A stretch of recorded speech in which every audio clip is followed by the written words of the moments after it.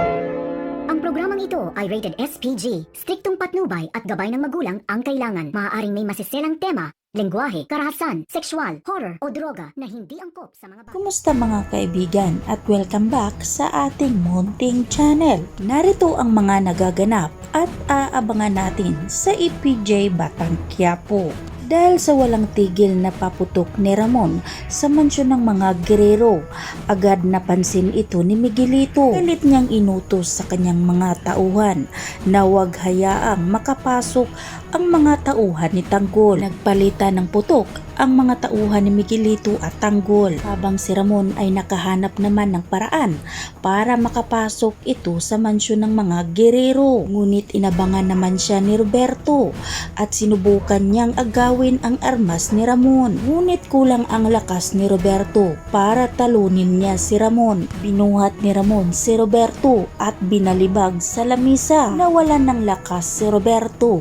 at hindi na ito makagalaw pa. Tinutukan ni Ramon ng barel si Roberto at sabay sabing mahihina ang mga gerero. Samantala, dahil takot si Jackie na baka idamay siya ni Ramon sa paghiganti, sa kalagitnaan ng pagtakbo ni Jackie, dito na siya natamaan ng bala. Nagulat na lang si Miguelito, kaya naman dumilat na lang ang mata niya at napasigaw sa kanyang mama. Sa kabilang banda, tagumpay naman naligtas si Tanggol mula sa gyera at agad itong umuwi sa kanilang mansyon. Agad naman siyang sinalubong sa kanyang ama na si Ramon. Malaki ang pasasalamat ni Ramon dahil ligtas pala ang kanyang anak na si Tanggol. Sinabi ni Tanggol kay Ramon na kailangan na nilang maghanda at umalis sa mansyon dahil sigurado nasusugurin daw sila ng mga gerero at maghiganti. Sumang-ayon naman si Ramon sa gusto ni Tanggol, ngunit hintayin daw muna nila ang resulta ng eleksyon. Para sa kanya, importante ang malaman muna nila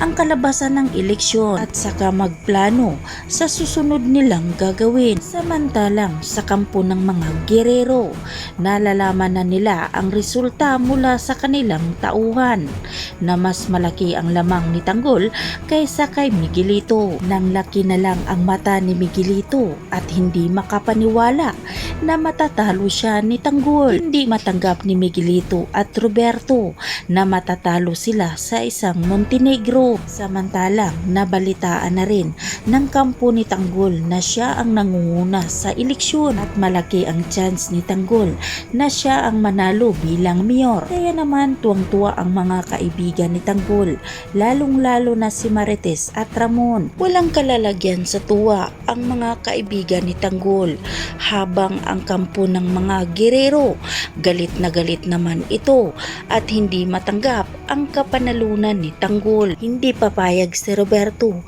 na maagaw ni Tanggol ang munisipyo mula sa kanya, kaya naman gagawa ng paraan si Roberto para hindi mapanalo si Tanggol bilang mayor. Agad niyang tinawagan si Lucio at inutusan na sabutahiin ang eleksyon, kaya naman nakapaghanda na rin ang mga tauhan ni Lucio. Inutos niya sa kanyang mga tauhan na kapag mawala na ng kurente, agad na nila itong pasukin ang presento. Mapipigilan pa kaya ng mga gerero ang pagkapanalo ni Tanggol bilang mayor?